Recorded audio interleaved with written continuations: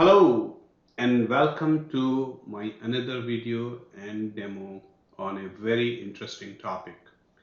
Many of you who are watching my video for the first time, just for their information, I have also a lot of other technical videos on my YouTube channel. You may search with my name as Atul Raizada and maybe you can find something that interests you. With that, let's just get back to this discussion. Very interesting topic. It should be a short video. We'll be talking about encryption in transit, right? And many of us come across this many times. This particular demo and presentation would revolve around two use cases. One is Microsoft SQL Server and second is the file server, right? And let's just dive into. So what is the problem that we are trying to fix, or what we are trying to resolve and trying to help the issue? So first of all, many of us who work in security compliance industry already know that encryption in transit is a compliance requirement for many industries, right? No brainer, we are all aware of it. Now, we need to look into that. What do we have that we can leverage, and what is the challenge that we encounter, so that this demo can make more sense. So the good news in my viewpoint is that Microsoft does support encrypted connection to SQL databases, and since 2016 onward they have started implementing TLS encryption. Now that's all good, and I have given you a link here that I would also paste this video in my description so that you guys can look at it. But the interesting part here is that to take the advantage of this Microsoft offering, you need to configure both SQL Server as well as the application side, client side. Basically, you would use a certificate on the SQL Server, and then accordingly you need to configure your application. That's all good, right? Especially for if you're building a new application, yeah, it should work fine. The challenge comes when we start working with legacy applications that organizations have been using and have been written years back. Now, that could be very complex, massive application that has a high criticality in your environment or in your organization. Now, to change the code and to modify that definitely needs to go to the full life cycle of the product, which is challenging, which could be troublesome, which could be a showstopper. How do we deal with this? And we come across this situation quite often because not every application is being written today, right? So that's a challenge that I'm trying to show you here, that what is the other workaround that may be possible to work with, right? So one of the other workaround that we can leverage for legacy application, where we do not have to make any changes on SQL Server or on the application side, which is our key pain point, is to use and encrypt the traffic between the application and databases using IPsec, right? That makes sense, I guess. On top of it, this could be very easily deployed through group policy.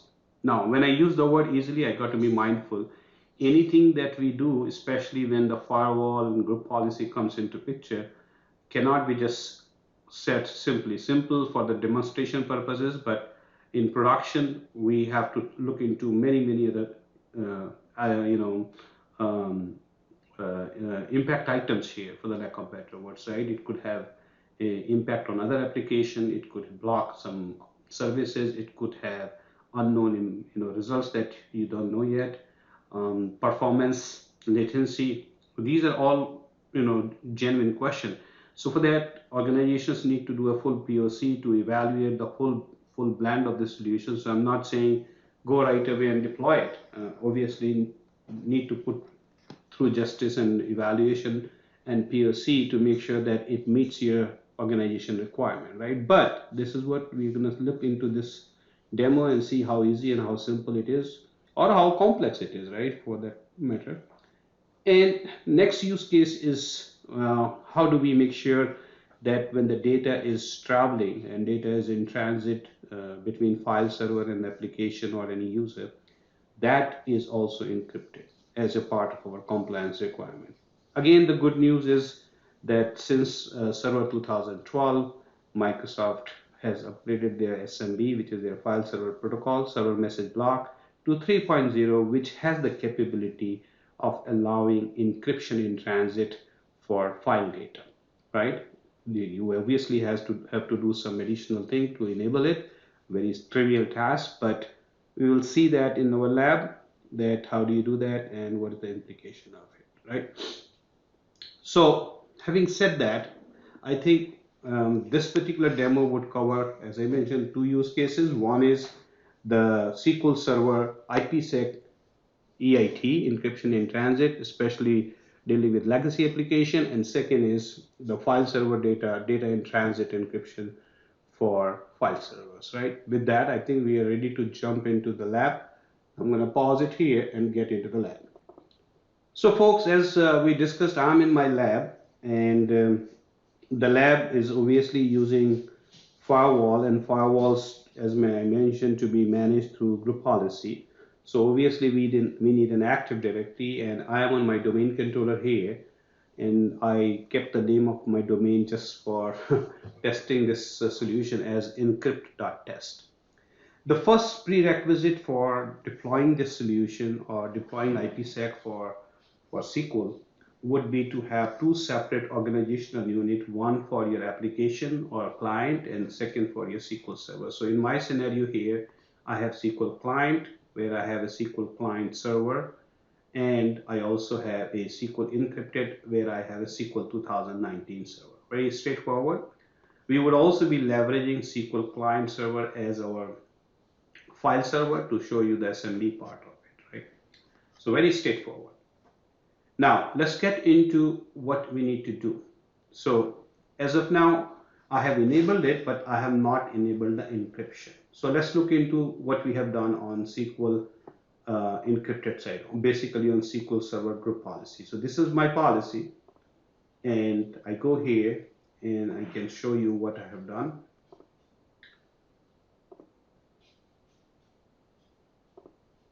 Security setting, Windows firewall with advanced security, and the first thing that I did here is that I turn on the domain profile. Right? That's all. I did not do any additional configuration here. Very simple.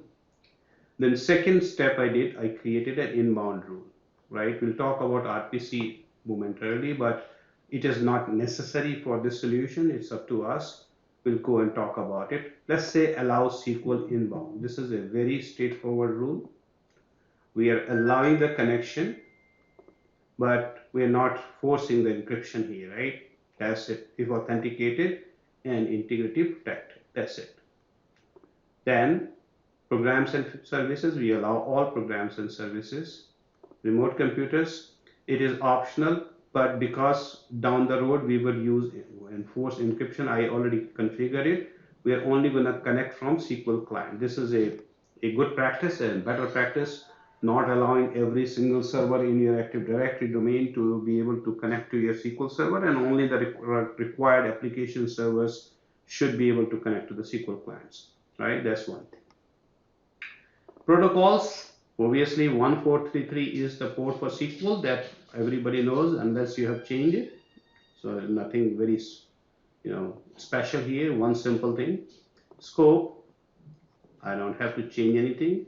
In advance, we are enabling it on 3 profiles. Nothing to do in local principals, nothing to do in remote users. Very, very simple policy, right?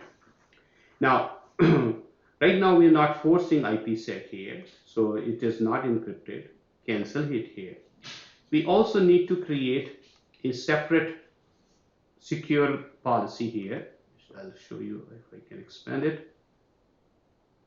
Connection security rule, and this is again a very simple thing, right? Name, remote computers. I have allowed the remote computer being my SQL server IP address. That's where the endpoint would be.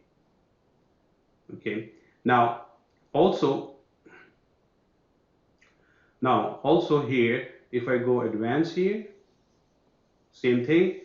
We have authentication is interesting to see. You could leave it to default, it would work, but just to show you what your features you have, you can go customize and you can add additional authentication. So you can use NTLM. I don't want to do that. I would prefer Kerberos here, or you could use certificates here too. You can also use preferred key, which I'm not doing it. It's not recommended, but that's an option. So you have multiple options to add additional authentication here. Additionally, you can also provide the second authentication if you like, but that is a choice here, right? That's on the server side. Now I'm going to cancel it here. On the client side also, we need to make a change, right? So if I can minimize this here and go into the client side. So we need to make sure that client can also connect to SQL servers successfully, securely. So the first step is going to be the same.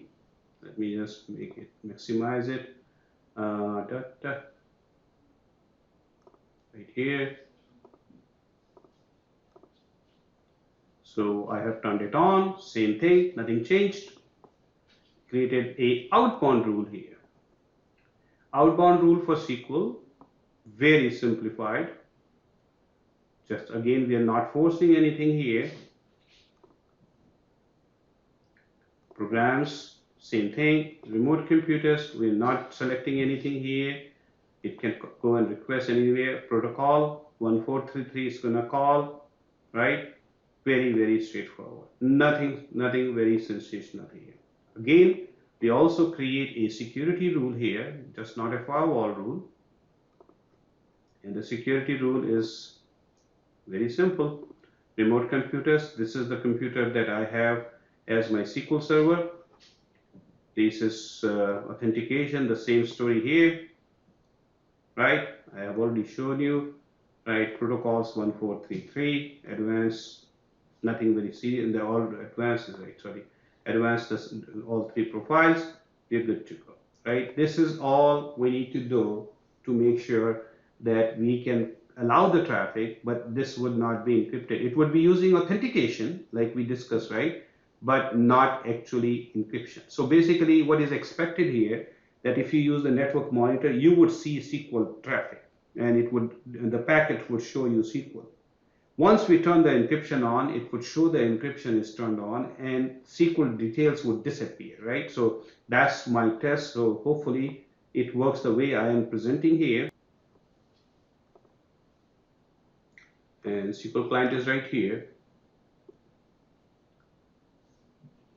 And I'm gonna disconnect it just for make sure that we are doing everything good, and then connect it back.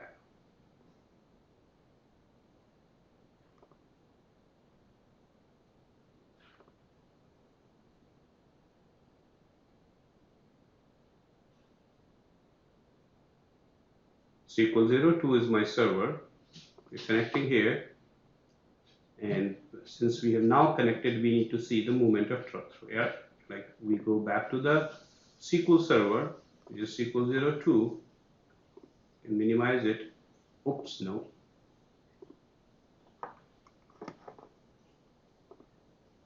Okay.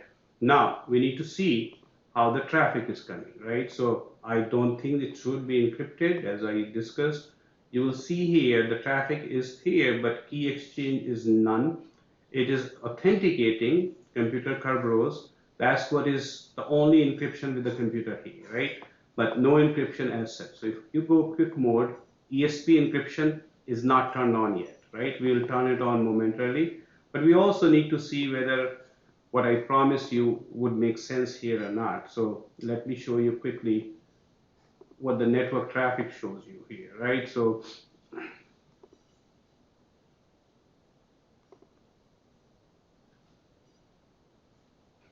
okay, now I'm gonna pause it for a second, and hopefully I should see there. Let me see here. Do I have a history of my rule? 141 is the SQL client. So let's see if it shows up here. Right.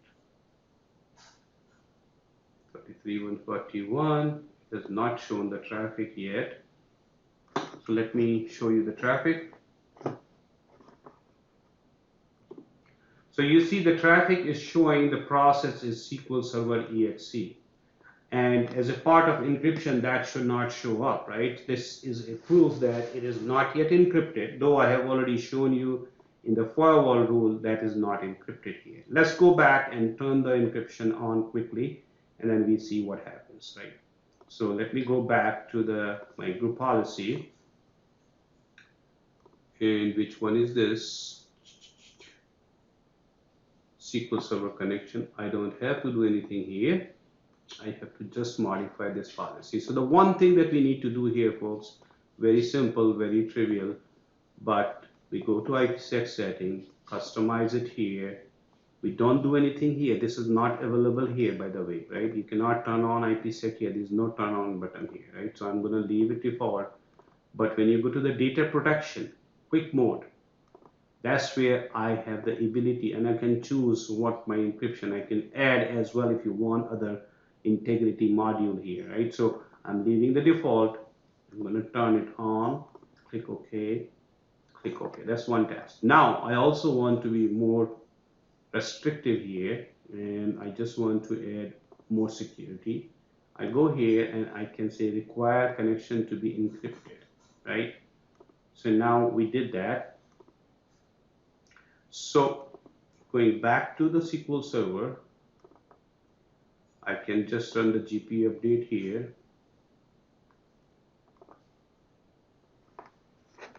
So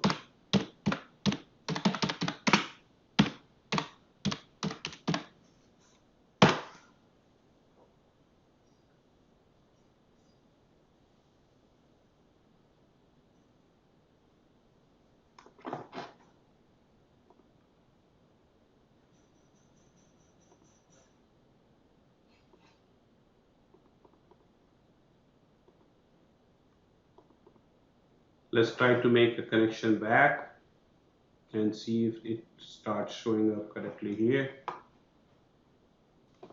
And as promised, when I try to get into the SQL Management Studio and start hitting some buttons here, traffic was created. I have here, and now we have turned the encryption on. Look here, guys. This is so simple. AES CBC 128 encryption is there. Now if I go and start looking into this traffic again, did I stop it? No, I don't think so. So if I start looking into now, it should all be no SQL Server. It should be ESP traffic coming in here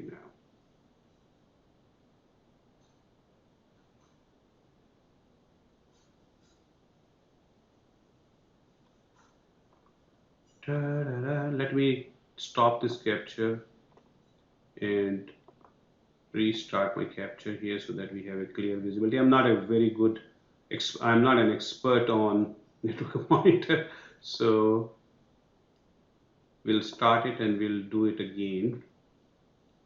Start. Do I see the traffic already here, or I have to initiate the traffic? Let's put a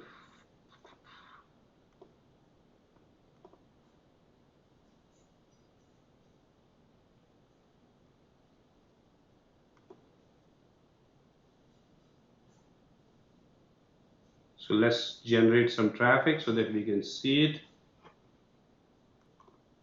I generated the traffic, guys, started hitting into my SQL Management Studio, and see what happens now, right? So this is what is happening. 141, 143, this is all SQL traffic, but SQL disclosure of SQL exe is gone, and it is all encrypted, right? So pretty straightforward, trivial task, quick to do, easy to accomplish. Obviously, you have to evaluate, as I mentioned earlier, not many other factors, but I think it's a low-hanging fruit from that perspective. You can put your POC in your environment, and hopefully that could help you to provide an encryption in transit for legacy application and which are using the backend Microsoft SQL Server. So it works with all flavors, all versions of SQL pretty much. That's also good news, right? Let's get back into the story of SMB now, and then I'll talk about RPC as well. So as I mentioned that I'm going to use my SQL client machine, which is right here in SQL client, as also a file server for this demo purpose. I have just simply allowed the 445 port, which is the SMB port, server message block 3.0 in our case here, to allow the traffic. That means anybody can hit um, that server, the SQL client server, for accessing any file data, right? So inbound rule, this is the SMB inbound that we discussed, and very simple, no security required here. Programs, remote computers, everything, protocols, this is the only thing, 445, right? That's our SMB. Okay, program service, nothing else, nothing fancy. That's all we need to do, right?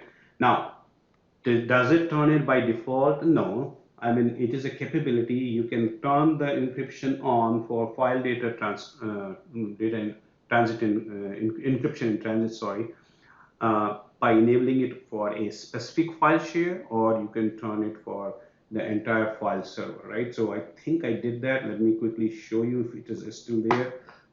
SQL client, and yes, it is. I didn't close it. Good. So I am turning it on for the entire server. You have the commands to run it on a specific file server. I turned it on. If you see here, the encryption is now turned on, right? Very straightforward, guys. This is no rocket science, and you can obviously it has overhead. Whenever any encryption is done, we all know there is a overhead, compute overhead. It could be a performance latency issue depending on how and what it is. But that is not the scope of this demo here. I can't do it even if I want to. I can't provide you that data. That you have to figure it out in your own organization with your own workloads, right? So this is very easy. Now I can also show you that this is using 3.0 protocol. So if I go back to my server where I was connecting SQL 2002, I don't know whether I'm connecting here or not, but let's see if I can connect to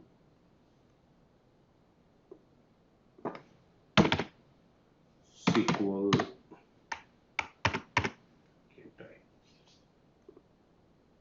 So I'm connected here. I'm making an SMB session. I'm connecting to SMB 30, and if I just type get SMB connection, it should give me that it is connected to IPC SQL client C dollar. What is the version of my SMB? 3.1.1.1, and I already turned on the encryption. So let us also see how the network monitor shows the traffic, SMB traffic here. As you know, on that SQL client, which is 143, I mean 10.200.3343, we have run the PowerShell to enable the encryption, SMB encryption on the entire server. Look what protocol we see. SMB over TCP, right? And this is encrypted traffic. If you see, this is all encrypted. On the contrary, we have not turned the encryption or SMB encryption on my domain controller, which is, by the way, 136, and you will see how the traffic would show up there if I load this filter here. So if you see here, this is what is going to show up if I scroll it down. See here, SMB 2.0, right? So the point that I'm trying to make here is that we have the capability on SMB 3.0 to turn the encryption on. It is not turned on by default unless we go ahead and enable the encryption, SMB encryption, either on a file server or file share, and that is proof here, right? So because on the domain controller I have not turned on yet. On the SQL client I have turned it on. So on domain controller I see SMB 2.0, which is not encrypted. You guys know that. I have mentioned it multiple times. And I also want to make sure that we also monitor in network monitor and show. So that also takes care of your second use case, that if you want to encrypt data in transit for your file servers, it's not a very rocket science. You already have the feature. As long as you're using the newer operating system higher than Windows Vista, you should be good to go. It will not work on Windows 7. Windows 7 is an older operating system that uses SMB 2.0. So, but any newer operating system that we are all working now should be a trivial task to turn on the encryption on file server, right? Okay, that's one simple thing. Last, which I promised you to talk about RPC. Now, let me show you RPC here too, why I did it and what's the purpose of RPC.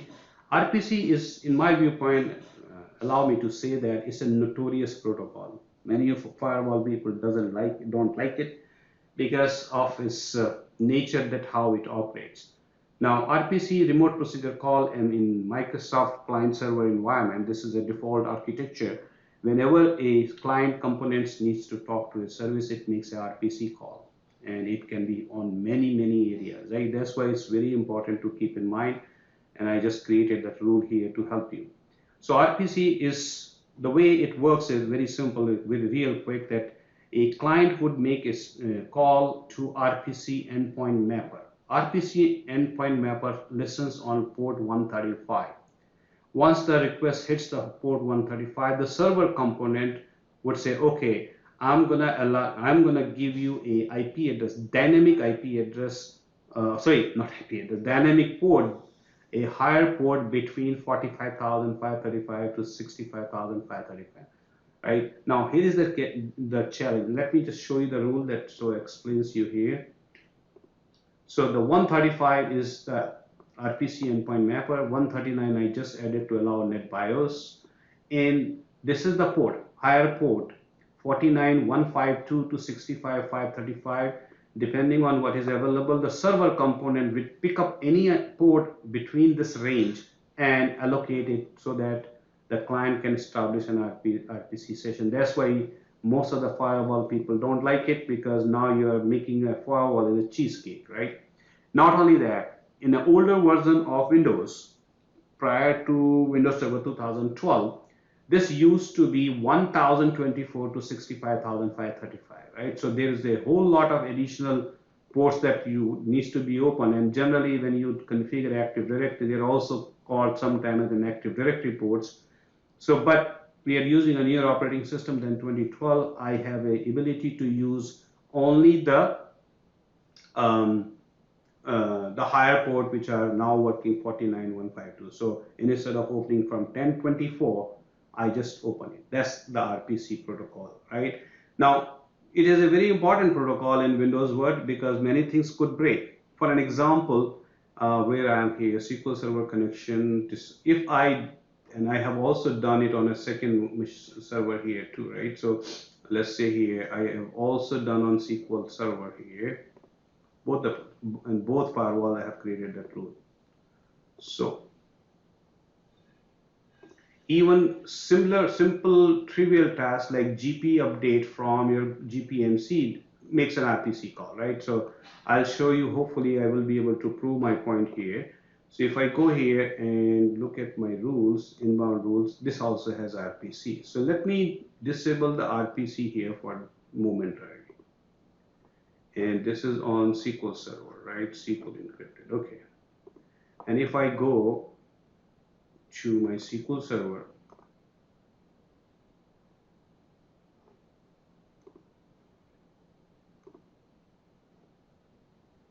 I just want to make sure I am on SQL Server. RDP could be very confusing. SQL 2002, okay. Now I can just run the GP update to take care of the policy changes.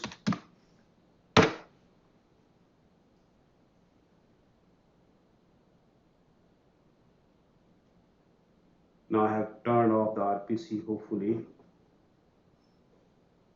And if I go back to domain controller, I can probably close it. So this is the one, right? Hopefully if I go here and try to run a group policy update, I hope that it should fail. Failed. See here guys, this is exactly my point was, right? Remote procedure call was failed. It's very trivial, many of you already know it, so please don't get annoyed on me and irritate on me, but I just want to show you that why it is so important. But on the other side, I have turned it on. I hope it is successful, right? So that's all guys. It's a very simple demo. I hope it helps you. Please give me your feedback and comments as always, and please look at my other YouTube videos that can be of great help to you guys. Thank you so very much for your time, and have the best of your time, whichever time zone you are. Enjoy it.